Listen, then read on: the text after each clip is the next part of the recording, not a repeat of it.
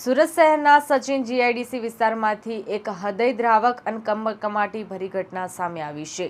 મે મહિનાની આખરી અને કાળઝાળ ગરમીથી રાહત મેળવવા માટે બપોરના સમયે મિત્રો સાથે તળાવમાં નાહવા ગયેલા એક 12 વર્ષના માસૂમ બાળકનું અંદાજે 20 ફૂટ ઊંડા તળાવમાં ડૂબી જવાથી મોત નીપજ્યું છે।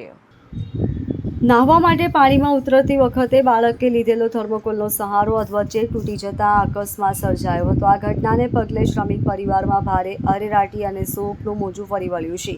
મળતી માહિતી મુજબ મૂળ બિહારના વતની અને રોજગારી અર્થે સુરત આવીને સચિન જીઆઈડીસી વિસ્તારમાં સ્થાયી થયેલા એક શ્રમિક પરિવારનો 12 વર્ષીય પુત્ર ચંદુ પ્રસાદ અન્ય બાળકોની જેમ ગરમીથી પરેશાન હતો।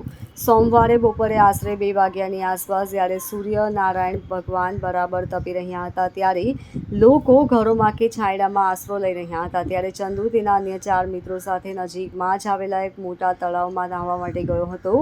બાળકો રમતમાં અને ગરમીથી બચવાના આશયથી તળાવના કિનારે પહોંચ્યા હતા। કિનારા પર રમતા રમતા ચંદુએ પાણીમાં ઉતરવાનું નક્કી કર્યું હતું। જો કે તેને તરતા આવડતું ન હોવા છતાં અથવા તો ઊંડા પાણીનો અંદાજ ન હોવાને કારણે તેણે પાણીમાં તરવા માટે ત્યાં પડેલા એક થર્મોકોલના મોટા ટુકડાનો સહારો લીધો હતો। 12 વર્ષનો ચંદુ થર્મોકોલ પકડીને તળાવના પાણીમાં અંદર ઉતર્યો હતો। શરૂઆતમાં બધું સામાન્ય લાગતું હતું પરંતુ જેમ જેમ તે કિનારાથી થોડે દૂર અને ઊંડો પાણી તરફ ગયો અને બાળકના વજનને કારણે તે થર્મોકોલનો ટુકડો અધવચ્ચે તૂટી ગયો હતો। થર્મોકોલ તૂટતાની સાથે ચંદુએ પાણી પરનું પોતાનું સંતુલન ગુમાવી દીધું હતું અને ડૂબી ગયો હતો। आपका नाम? धर्मराज उपाध्याय। आपका रहने का कहाँ?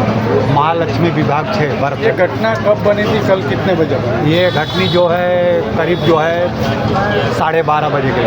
क्या बना था?